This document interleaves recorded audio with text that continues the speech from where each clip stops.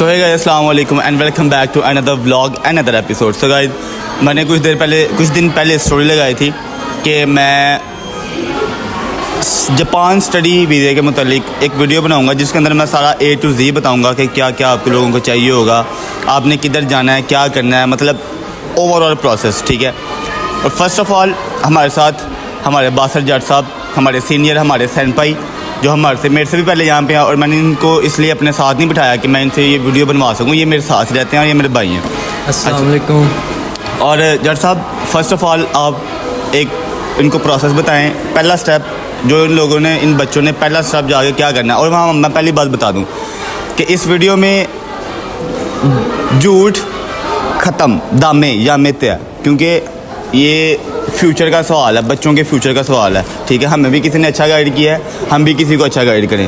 तो as usual बिल्कुल आपने वीडियो शुरू से लेकर एंड तक देखनी है।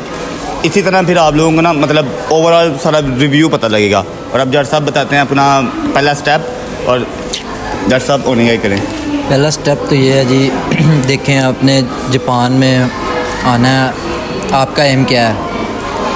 एम इंसान को वहाँ अपना फ्यूचर सेलेक्ट करने के लिए इंसान कोई ड्रीम देखता है ना। अगर आपकी जो ड्रीम्स हैं वो फुल हो रहे हैं तो आप आएँ इधर, अच्छा कंट्री है। दूसरी बात है, अपने प्रोसेस की पूछी थी। प्रोसेस ये है जी, सबसे पहले तो आप अपने जो कंसल्टेंट है उससे रब्ता करें। कंसल्टेंट अपने इलाके का कंसल्टेंट जो होगा, इलाके का देख लें कोई जिस पे आपको एतबार है।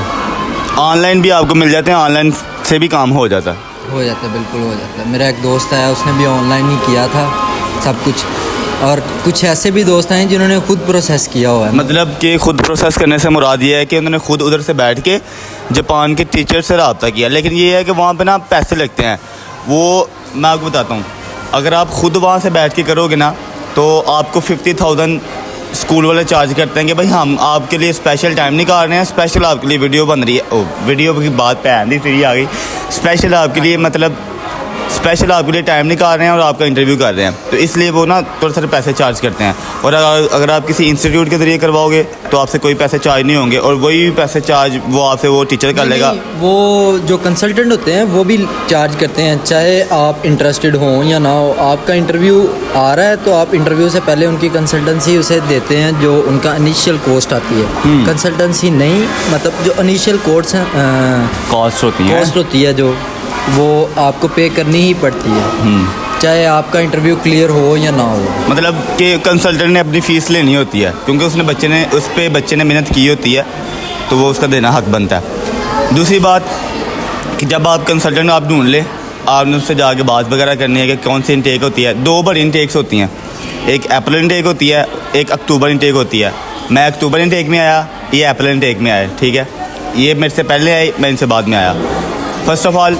और दूसरी बात ये कि आपने उनसे जाके सारा मीन्स क्वेश्चन पूछना है, जो भी वो आप पे डिपेंड करता है आपने क्या पूछना है उनसे। फर्स्ट ऑफ़ ऑल कि एक स्टेप बाय स्टेप मैं आपको बताता हूँ कि पहले कि कौन सी चीज़ होती है, दूसरी कौन सी होती है, तीसरी कौन सी होती है। पहले आप लोगों का इंटरव्यू होता है। ठीक है। आपने 6 महीने बाद, मतलब 6 महीने आपने पढ़ना है। ये मैं जैसा बताएं इनको कि 6 महीने आपने लाजमी पढ़ना है, उसके बाद आपने इंटरव्यू देना है।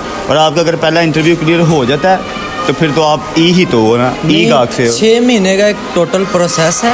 उसमें आपने लैंग्वेज अच्छी करनी है, जो कि N5 लेवल तक आप मिनिमम N5 लेवल के जो आपने बुक पढ़नी है, उसके 15-20 चैप्टर आते हो, तो आप फिर ही उनका इंटरव्यू में क्वेश्चन का आंसर दे सकते हैं ना। आपको पता हो ये पूछ क्या रहा है, क्योंकि ये लैंग्वेज बैरियर कंट्री है। लैंग्वेज बैरियर की वजह से इधर अपॉर्चुनिटी बहुत है। जिसको लैंग्वेज आती है वो इधर कामयाब है।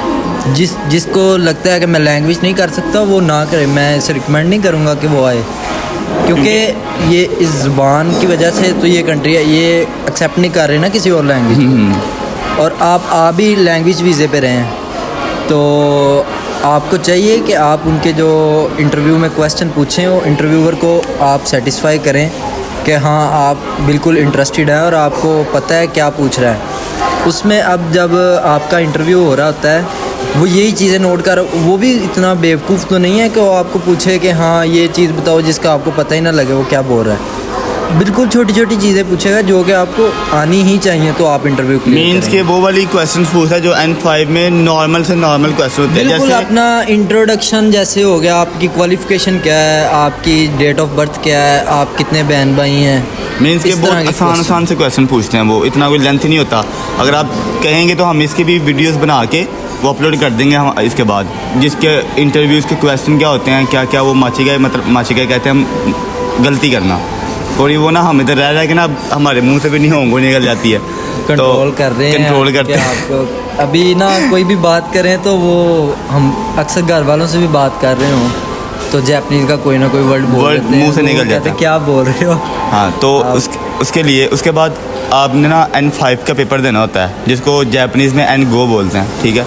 N-GO का पेपर दे के उसका पेपर ना, जैसे आप लोगों ने 10th क्लास का पेपर दे तो आपको रिजल्ट कार्ड मिलता है ना, वैसे आपको रिजल्ट कार्ड मिलता है। तो वो पेपर जो है ना वो आपके उसी टीचर ने करवाना है जिस टीचर के पास आप लैंग्वेज सीख रहे हो। ये बहुत इंपॉर्टेंट बात है, ये आपने पहले उससे बात करनी है। और कुछ स्कूल ऐसे भी होते हैं जो कि मतलब आपको नहीं ये कहते कि JLPT का N5 लेकर आएँ, वो आपके कंसल्टेंट पे भी बात होती है कि हाँ वो करवा सकता है या नहीं। मतलब कि जितना अच्छा कंसल्टेंट होगा उतनी ही अच्छी नहीं अच्छी प्रोसेस आपको भी होगा। प्रोसेस मिलेगा। हाँ, और उसके बाद आप लोगों का इंटरव्यू होता है, ठीक है। इंटरव्यू अगर आप इंशाल्लाह अगर आप क्लियर कर जाते हो, ठीक है, उसके 10 दिन बाद या 7 दिन बाद आप लोगों ने अपने डॉक्यूमेंट्स भेजने होते हैं उस स्कूल में जहाँ पे आपका इंटरव्यू हुआ होता है। और डॉक्यूमेंट्स में क्या क्या होता है आपको मैं ना थोड़े थोड़े छोटे छोटे बता देता हूँ जो इंपॉर्टेंट होते हैं ज़्यादा, ठीक है, जो ज़्यादा स्कूल रेफ़र करते हैं।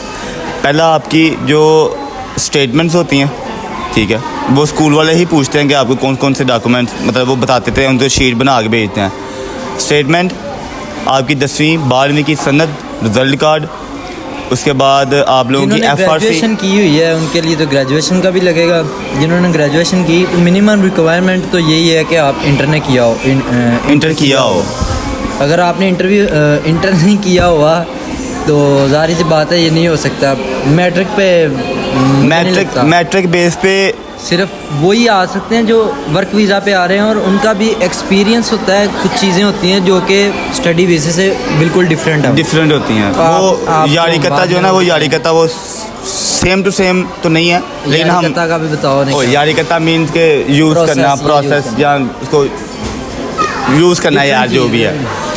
तो उसके लिए हम एक अलग वीडियो भी बना देंगे, वो कोई बात नहीं है। उसके बाद मेन मकसद, मेन चीज़ जो होती है ना वो आपकी वो होती है COE, ठीक है। जो आपके डॉक्यूमेंट्स भेजने के बाद वो डॉक्यूमेंट जो COE होती है ना वो आपके डॉक्यूमेंट्स के ऊपर डिपेंड करते हैं कि आपके डॉक्यूमेंट्स कितने ओरिजिनल है, ठीक है, और आपकी स्टेटमेंट कितनी ओरिजिनल है। जितने आपके डॉक्यूमेंट्स, आपकी स्टेटमेंट अच्छी होगी, आपकी COE के उतने परसेंटेज ज़्यादा होंगे। ये बहुत मीन्स ना ये इम्पोर्टेंट चीज़ है। की बात की है तो मैं बताता चलूँ कि कुछ लोग होते हैं जो कहते हैं कि स्टेटमेंट हम बना देंगे या ये वो एडिटिंग करते हैं और आपका सारा फ्यूचर उसमें ना रिस्क में आया होता है। मैं नहीं कह रहा कि किसी का बिजनेस ऐसे हमें क्या ज़रूरत है। हम जो सच्ची बात है वही बता रहे हैं कि कुछ लोग कहते हैं कि हम आपकी स्टेटमेंट बना देंगे, ये वो उस काम में नहीं आपने पढ़ना। वो कहते हैं ना 1-1.5 लाख देंगे, मतलब हम देंगे, पे करेंगे, और वो आपको ना प्रिंटेड देते हैं, प्रिंटेड। कहते यही है कि आपके अकाउंट में हमने पैसे रखवा दिए हुए हैं, लेकिन वो होते नहीं है, वो प्रिंटेड होते हैं, सिर्फ प्रिंट निकलवा ले होते हैं और अंदर पैसे कुछ नहीं होते। जब वो जापान एम्बेसी वाले कॉल करके पूछते हैं ना कि आप इस बच्चे के अकाउंट में इस स्टेटमेंट के पैसे पड़े हुए हैं, वो कहते हैं नहीं पड़े हुए, फिर वहाँ से काम ख़राब होता है, फिर आपकी रिजेक्शन लग सकती है। और ये एक ऐसा कंट्री है जो आपकी ट्रस्ट करता है तो ब्लाइंड ट्रस्ट करता है।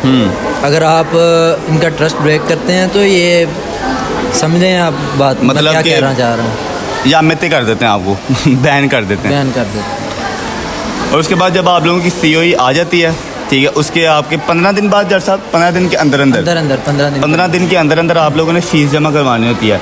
और कुछ कंसल्टेंट्स ऐसे भी होते हैं जो मीन्स के कहते हैं कि आप फ़ीस हमें दें, हम पे करते हैं। लेकिन मैं तो आप लोगों को यही रेफ़र करूँगा कि आप लोग खुद फ़ीस जमा करवाओ, क्योंकि उनमें से ना 1-2 लाख रुपया बच जाता है। कंसल्टेंट्स जो होते हैं ना वो 1-2 लाख रुपया अंदर कर जाते हैं, लेकिन आप लोगों ने खुद पे करवानी है।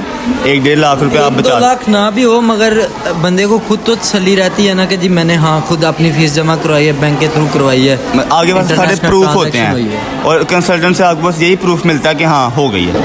और कोई प्रूफ नहीं मिल रहा। की बात इसलिए कर रहे हैं कि जब आप एयरपोर्ट पे इमिग्रेशन करवा रहे होते हैं, आजकल एयरपोर्ट होगा तो आपको पता ही है क्या सीन चल रहा है, वो आपसे डिफरेंट क्वेश्चन करते हैं। ऑफलोड किया गया इसी वजह से क्योंकि उसके पास डॉक्यूमेंट्स कंप्लीट नहीं थे, उसने कंसल्टेंट की वजह से फ़ीस उससे मतलब वजह से बता रहा हूँ, उससे अपनी फ़ीस पे करवाई थी, तो उसके पास पेड स्लिप नहीं थी जो बैंक जो बैंक से मिलती है स्टैंप लगा के, और उन्होंने उससे क्वेश्चनिंग की जिसकी वजह से उसकी फ़्लाइट रह गई। ये नहीं कि वो आया नहीं, आया ज़रूर है, मगर उसका वो देखना एक इंसान अपने ख्वाब लेके आ रहा होता है, मीन्स के टिकट आया हो गए थे टिकट्स आया हो गई थी उसके। और ऑफलोड का स्टैंप भी लग गया उसके पासपोर्ट पे।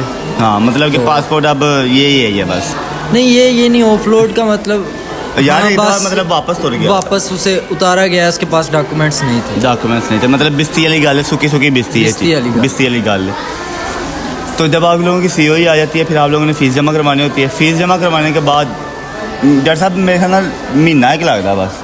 फीस जमा करवाने के बाद आपकी ओरिजिनल CEO या आ जाती है कॉपी आजकल जो आ रही हैं वो ईमेल पे आ रही हैं और आपको यहाँ मैसेंजर पे भेज देते हैं, क्योंकि जापान में मैसेंजर भी यूज़ किया जाता है। लाइन लाइन तो नहीं होती होंगे आना, पाकिस्तान कौन लाइन यूज़ करता है? नहीं, जो आपके कंसल्टेंट हैं उनका तो उनके साथ कोई मीन ऑफ कम्युनिकेशन होगा ना, जिस पे वो उन्हें सेंड करते हैं, मेल्स भी होती हैं। तो वो आगे मतलब आगे जो प्रोसेस आता है ना, जो मेन प्रोसेस है, आपके कंसल्टेंट ने फ़ाइल तैयार करनी है जो जायज़ वीज़ा में जाना है। ये भी बहुत ज़्यादा इंपॉर्टेंट है, क्योंकि उस फाइल की बेस पे आपका वीज़ा लगना होता है। और ये कोई छोटी मोटी बात नहीं है। 90% चांसेस तो हैं कि आपकी जब CEO निकल आती है तो आपका वीज़ा मतलब कंफर्म हो जाता है 90% आपका हो जाता है। लेकिन ये कुछ होते हैं कि आपकी अगर 10वीं 12वीं की सनद वो ना हुई हो, स्टैम्पिड ना हुई हो या वेरीफाइड ना हुई हो, तो वो ज़्यादा टाइम ले लेते हैं, या वो आपको वापस कर देते हैं कि जाओ इसको पहले वेरीफाई करवा के आओ, फिर आके तो जो है ना वो हमें मतलब वापस वीज़ा जमा करवाओ। फिर आप CEO की एक लेंथ होती है, यहाँ तो कुछ 3 महीने बोल रहे होते हैं, कुछ 2.5 महीने बोल रहे होते हैं, मगर 3 महीने की होती है, 3 महीने की होती है, मतलब कि बस नॉर्मल सही होता है। और उसके अंदर ही आपने सारा कुछ करना होता है। और उसमें ये भी चीज़ मैटर कर रही होती है, आपने क्योंकि आपकी इनटेक से पहले, क्लासेस शुरू होने से पहले आपने जापान में आना है और अपनी क्लासेस अटेंड करनी है, क्योंकि इधर अटेंडेंस रेट बहुत मैटर कर रहा होता है।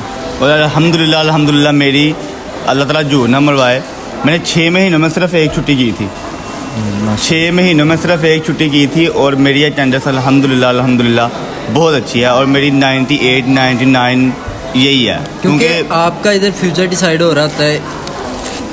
आपको कि आपने जो आपने नेक्स्ट असाइनमेंट का को जाना होता है ना, वो आपको 2 चीज़ों पे मिलता है, एक आपने N4 या N3 किया हो, और दूसरा आपकी अटेंडेंस की बेस पे।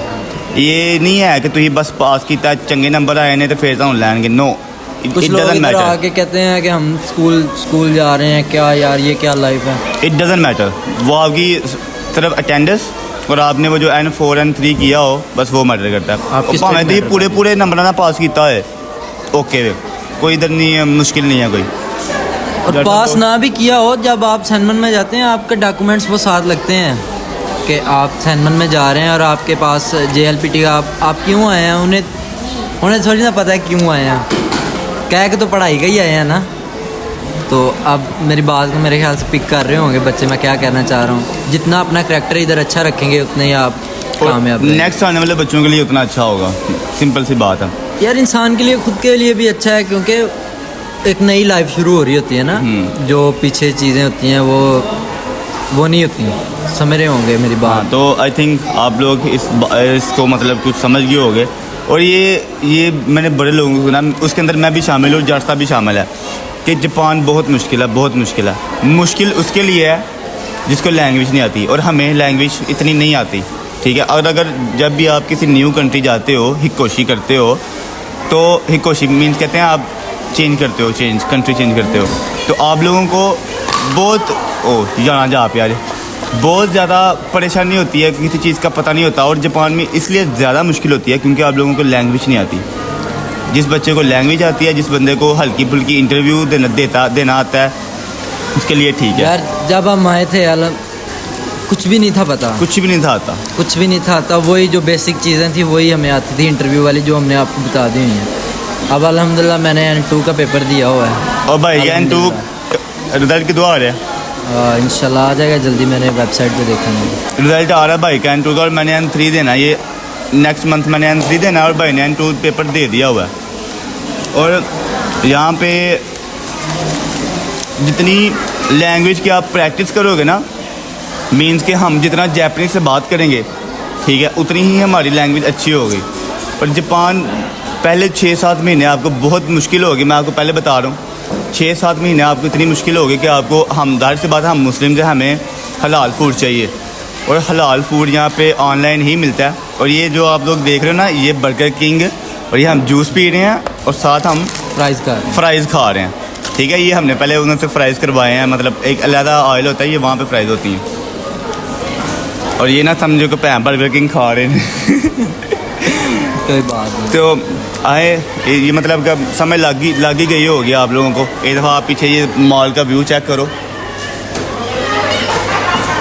और आपको अभी हम अपना शहर भी फिराते हैं, ठीक है, आपको बाहर शहर सैर शुरू करवाते हैं।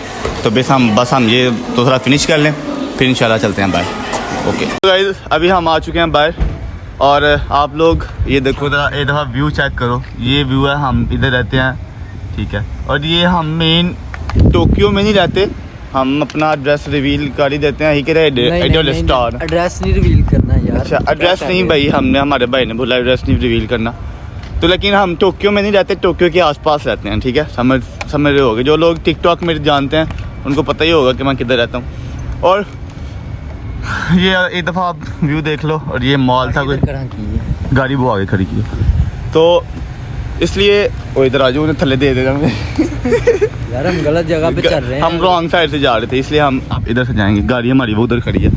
तो फर्स्ट ऑफ ऑल के यार बाबा, फर्स्ट ऑफ ऑल क्यों कह रहे हैं, अब नेक्स्ट वीडियो में बहुत एक वीडियो आएगी जिसके अंदर हम टोटल एक्सपेंस बताएंगे कि भाई टोटल एक्सपेंस कितना आता है जापान आने का, ठीक है। और ये चेंज होता रहता है, ये कंसल्टेंट पे डिपेंड करता है कि वो आपको कितने पैसे लगवाता है। ये स्कूल वाले सेम होते हैं, कंसल्टेंट विचों भैन जी की कर देने जी सेम गल। स्कूल वाले भी चेंज कर देते हैं अक्सर। अरे वो अच्छा, जितना अच्छा स्कूल होगा उतना अच्छा मतलब फीस होगी। और कुछ दिनों बाद या कुछ हफ्तों बाद या कुछ महीनों बाद इंशाल्लाह हम दोनों भाई भी ये काम शुरू कर रहे हैं, और गड्डी आ चुकी है, कुछ काम शुरू कर रहे हैं। और ओबे बीबी हाजी भी मेरे पे ठीक कर रहे हैं, हमने ब्लॉगिंग शुरू की हुई है ना, तो हम दोनों भी ये काम शुरू कर रहे हैं। जब सब चलो मारो तरफ, हम 2 मिनट रुक जाए, चलते हैं। ओके, हम लोग मतलब कि मौसम अच्छा हुआ पर हम दोनों भी ये काम शुरू कर रहे हैं, और इंशाल्लाह जो भी होगा वो आप लोगों के सामने होगा, क्योंकि बच्चों का फ्यूचर का सवाल है। जज साहब, अब आप उनको कुछ बोलना चाहे? बोलना भाई साहब यही चाहता हूँ कि मेहनत करें, कामयाब हों। और मैंने सुना है कि जापान बहुत मुश्किल है यार, मैं खुद कहता हूँ कि बहुत मुश्किल है, लेकिन कोई मुश्किल नहीं है, जो ज़बान आंदी होवे मैं दस दिंदा, मैं भी गल इन्हां ते कट दिंदा। ये मुश्किल उनके लिए ही है जिनको लैंग्वेज नहीं आती। यहाँ पे काम मिल जाता है, किस चीज़ पे मिलता है? आपकी लैंग्वेज अच्छी होनी चाहिए। आपकी लैंग्वेज अच्छी नहीं है तो ही कहे पा टक्कर है नहीं। मैं आप मुझे जब मैं नया आया था मुझे लैंग्वेज नहीं थी आती, अब अल्हम्दुलिल्लाह इतनी आती है कि मैं किसी जापानी से बात करके काम भी ले सकता हूँ और उन्हें मैं दा भी ला सकना, मतलब कि इतना मुझे आता है कि मैं अगले बंदे को दादू ला लेना जापानी जुबान। लेकिन दा की लाना यार, यही बोलना होता है कि मैं आज काम पे नहीं आ रहा, मेरी टांगें दर्द कर रही हैं, और ये इस तरह की है। और ये जापान एक ऐसा मुल्क है जहाँ पे वक्त की पाबंदी बस वही की जाती है। निहोनो रूरुवा तोते मो था हिंदानो के जो जापान के रूल्स हैं वो बहुत मुश्किल है, ठीक है, बहुत बहुत बहुत जो है ना, वो मैं क्या इसके लिए क्या अल्फाज यूज़ करूँ कि चलो छड़ो पना एक नेक्स्ट वीडियो में बता दिया जाएगा। अभी गायको कुजिन आ रहे हैं तो बहुत सारी मुश्किलें क्रिएट गायको कुजिन बोलते हैं जो गैर मुल्की होते हैं, वो बहुत सी मुश्किलें भी क्रिएट कर रहे हैं आने वाले बच्चों के लिए। मैं यही नहीं बात कर रहा कि पाकिस्तानी अल्लाह माफ़ करे, ऐसे तो सारे बड़े चंगे हैं, कुछ और भी जो हकाना कुनी मतलब दूसरी चिगाओ कुनी से हैं, मतलब दूसरी चिगाओ मतलब होता है डिफरेंट जो दूसरे कंट्री से हैं। कुछ लोग होते हैं जो गलत गाइड कर रहे होते हैं लोगों को और गलत जापानियों को भी गाइड कर रहे होते हैं, फिर ये इनका एतबार गायकों की जिनसे उठ जाता है। और ये वो कौम है जब एक दफ़ा आप लोगों ने अपना एतबार उठवा लिया तो फिर चौकता फिर सारी उम्र नहीं आने लगा। मिसाल के तौर पे ये मेरे साथ रहता है ना, तो मैं कोई माची गई करूँ, मतलब मैं गलती करूँ, तो उन्होंने सिर्फ मुझे टारगेट नहीं करना, जाहिर करेंगे तो मुझे भी टारगेट, मगर आपके जो होका आपके जो मतलब ओना जी कुनी के लोग हैं ना, जी बोलते हैं सेम ओना जी कुनी के लोग हैं, फिर वो समझेंगे ये भी शायद वैसा ही होगा जैसा वो था। मतलब एक गलती करे और जो सारे बाकी हैं वो भी भुगते हैं, मतलब आसान लफ्ज़ में। और बारिश आने लग पे जाता है, ऐसी भी नहीं बात कि आपको ही टारगेट करेंगे ये कि स्पेसिफिकली कि यही कंट्री का, उसे नौयत होती है ना किसी को छेड़ने की। मीन्स के जो भी है अब आप लोगों को एक नेक्स्ट वीडियो में इसका टोटल एक्सपेंस बताया जाएगा, ठीक है। और मुझे पता है कि ये मैं वीडियो बहुत देर बाद अपलोड करूँ, लेकिन क्या करूँ यार, कुछ मामला ही ऐसे थे कि बहुत ज़्यादा बिजी हो गया था मेरे पेपर से। मेरे चले बारिश हो रही है, सायोनारा करो बच्चा, सायोनारा करें, सायोनारा मीन्स बाय बाय।